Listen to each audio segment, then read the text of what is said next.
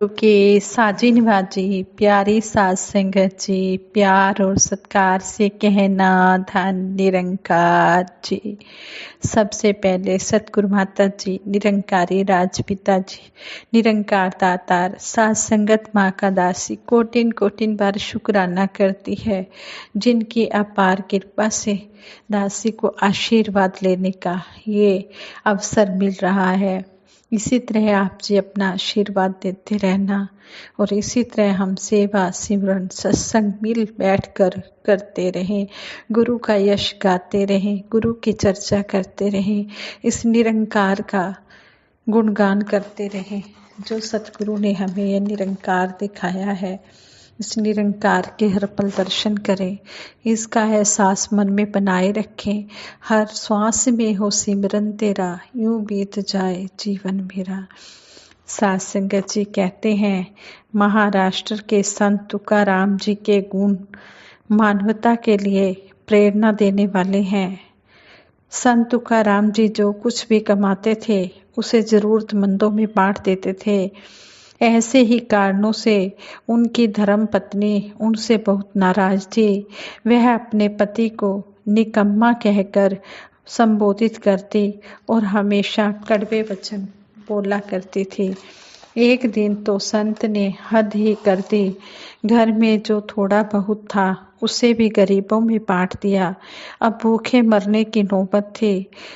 संत तुकाराम जी की पत्नी ने अधिक दुखी होकर संत तुकाराम जी से कहा, तुमसे अगर कुछ भी नहीं बनता तो कम से कम खेत में जाकर थोड़े से गन्ने ही ले आओ। संत तुकाराम जी निकले खेत की तरफ और खेत में जाकर गन्ने ले आए। गन्ने तोड़े, उनका एक गट्ठर बनाया, सिर पर रखा और खुशी खुशी घर को चल दिए और सोच रहे हैं कि आज तो मेरी पत्नी बहुत खुश हो जाएगी। उन्होंने जैसे ही बस्ती में प्रवेश किया, उन्हें भिखारियों ने घेर लिया। संत ने सभी भिखारियों को एक एक गन्ना दे दिया। अंत में सिर्फ एक गन्ना बचा। संत तुकाराम जी ने दृढ़ निश्चय कर लिया कि अब यह गन्ना मैं किसी को भी नहीं दूंगा। वह उसे लेकर घर आ गए। उनकी पत्नी ने जब उनके हाथ में मात्र एक गन्ना देखा तो वह गुस्से के मारे लाल हो गई। उसे लगा कि यह कैसा निकम्मा पति है, इसकी वजह से आज भी पेट नहीं भरेगा। क्रोध में आकर उसने संत तुकाराम जी के हाथ से वह गन्ना छीन लिया और उसी गन्ने से संत तुकाराम जी को पीटना शुरू कर दिया। संत पीटते रहे, थोड़ी देर में गन्ने के 2 टुकड़े हो गए। अब संत से रहा ना गया। संत तुकाराम जी ने हंसते हुए अपनी पत्नी से कहा, भाग्यवान, अच्छा हुआ पहले एक ही गन्ना था, अब तो 2 हो गए हैं, हम दोनों आराम से खा सकते हैं। संत का धैर्य सहनशीलता देखकर पत्नी बहुत शर्मिंदा हुई और उसने दोबारा कभी भी क्रोध ना करने का वचन लिया। साध संगत जी कहते हैं, सफलता चाहिए तो खुद को वश में रखो, दूसरों को नहीं। अगर हम अपनी जिंदगी में सफल होना चाहते हैं तो सतगुरु माता सुदीक्षा जी महाराज भी हमें यही समझाते हैं कि जो बात सहन करने वाली है उसे हम सहन करें और जो सहन करने वाली नहीं है उसे सहन ना करें।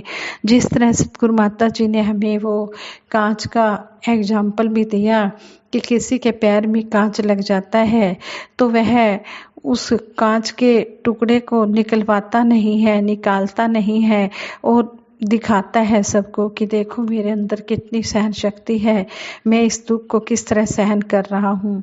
होना तो ये चाहिए था कि वो उसी समय वो कांच को निकलवाता और उस दुख से मुक्ति पाता। सतगुरु माता जी ने कहा है कि ये सहनशीलता नहीं है। सहनशीलता वो होती है जो दूसरों के दिल में अपनी जगह बना लेते हैं। जिस तरह कहते हैं कि संत तुकाराम जी ने किया, किस तरह अपनी पत्नी की बातें सहन की, किस तरह गुस्सा नहीं आने दिया और फिर अपनी पत्नी का मन जीत लिया। पत्नी के मन में फिर ये भाव आ गया कि वाकई में ही जो सहनशील होते हैं वही विशाल होते हैं। उसने फिर ये सबक संत तुकाराम जी से सीख लिया। तो सतगुरु माता सुदीक्षा जी महाराज भी हमें यही समझाते हैं कि हमने चेतन और सजग रहकर इन बातों पर ध्यान रखना है कि कौन सी बात सहन करनी है और कौन सी नहीं करनी है। कहते हैं कि मानवता के दिव्य गुणों में सहनशीलता मनुष्य जीवन का एक अनमोल गुण है। जिस व्यक्ति के जीवन में यह गुण उसके जीवन का वास्तविक व अभिन्न अंग बन जाता है तो वह किसी भी प्रकार से दुखी नहीं होता, बल्कि सभी प्रकार के विपरीत परिस्थितियों में भी सम अवस्था बनाए रखकर हमेशा आनंद ही प्राप्त करता है। संसार में कोई भी ऐसा व्यक्ति नहीं है जो अपने जीवन में सुख व शांति ना चाहता हो।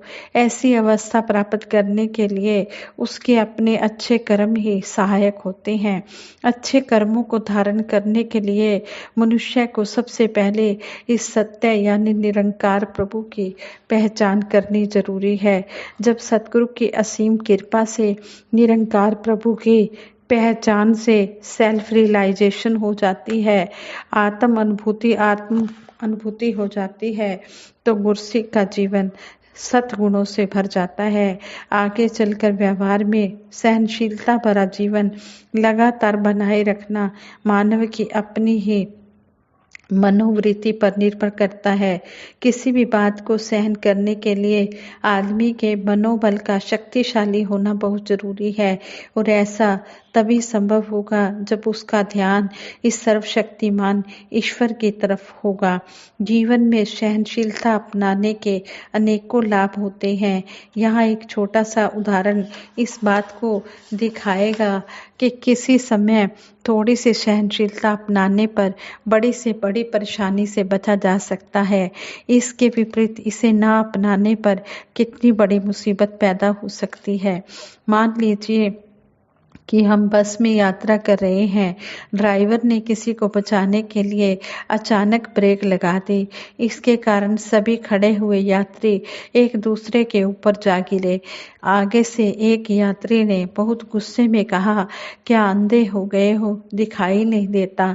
पीछे वाला यात्री अगर इतना ही कहे कि भाई साहब क्षमा करना, अचानक ब्रेक लगने से ऐसा हुआ, क्षमा शब्द सुनते ही अगले यात्री का गुस्सा कम हो जाएगा और बात वहीं खत्म हो जाएगी। अगर पीछे वाला यात्री भी उसी प्रकार से गुस्से में ही उत्तर दे तो बात बिगड़ जाएगी और मामला कोर्ट कचहरी तक जा सकता है, जिसको निपटाते निपटाते ना जाने कितना समय व्यर्थ चला जाएगा। इसका अंदाजा नहीं लगाया जा सकता और अंत में कोई भी सजा हो सकती है। जरा सोचिए, थोड़ी सी सहनशीलता बनाए रखने से आने वाली कितनी बड़ी परेशानी से बचा जा सकता है। ऐसा ही एक और उदाहरण यहाँ पर दिया गया है। मान लीजिए किसी भी गवर्नमेंट या नॉन गवर्नमेंट ऑफिस में कोई भी कस्टमर काउंटर पर बैठे वर्कर से उचित सेवा उपलब्ध न होने पर किसी कारणवश क्रोध से बोलता है। यद्यपि उस वर्कर का कोई दोष नहीं, फिर भी यदि वह उसे सहन करते हुए नम्रता पूर्वक अपनी असमर्थता प्रकट कर दे तो कस्टमर का गुस्सा भी शांत हो जाएगा और बात आगे नहीं बढ़ेगी।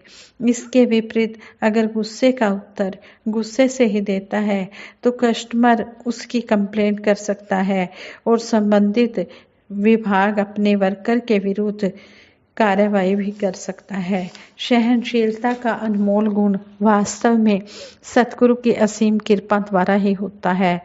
आधुनिक युग में सतगुरु माता सुदीक्षा जी महाराज सहनशीलता को प्रतिष्ठित कर रहे हैं और कहते हैं कि बंदा वो जो पूजे रब को, सहनशील हो और विशाल बने। इस विशाल प्रभु के साथ जुड़कर ही विशालता आ पाएगी। सतगुरु माता जी जहाँ मानव मात्र को प्रेमा भक्ति की ओर अग्रसर करते जा रहे हैं। सतगुरु माता जी, राजपिता जी जहाँ मानव मात्र को प्रेमा भक्ति की ओर बढ़ाते चले जा रहे हैं, वहीं सुख व शांति भरा जीवन जीने की कला भी सिखा रहे हैं। दैवी गुणों में सहनशीलता एक ऐसा गुण है जिसे धारण करने में लाभ ही लाभ होता है और जीवन में संतुष्टि और शांति बनी रह सकती है। ऐसा आदमी अपनी जिंदगी तो खुशी खुशी बिताएगा ही और उसके कांटेक्ट में आने वाला हर एक मानव भी उसकी महक का आनंद लेकर जाएगा।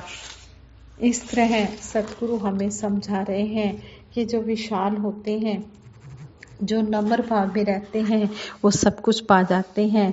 अगर हम जीवन में सफलता प्राप्त करना चाहते हैं तो खुद को वश में रखें, दूसरों को नहीं। अपने आप को कंट्रोल में रखना है और सतगुरु की शिक्षाओं पर अमल करते चले जाना है। साथ संगत जी, ये विचार करते हुए बहुत सी गलतियाँ हुई होंगी, उन गलतियों के लिए आप जी क्षमा कर देना। आगे के लिए शुद्ध विचार करने की क्षमता बख्शना। सतगुरु निरंकार दातार का हम कोटिन बार शुक्राना करते हैं।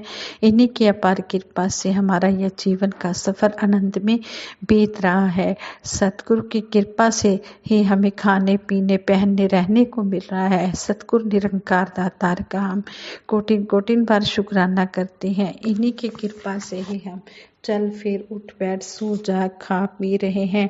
ये सब क्रियाएं सतगुरु निरंकार दातार की कृपा से ही हो रही है। यही हमें शक्ति दे रहा है। मेरे अति ना होवे जेकर बंदा ने कुछ कर सकदा, लखा जोर लगा ले पावे कम नहीं कोई सर सकदा।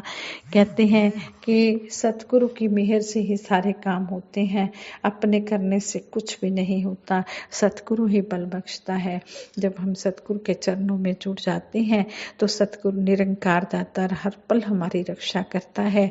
जो भी हमारे लिए सुखदायी होता है वही हमें देता है।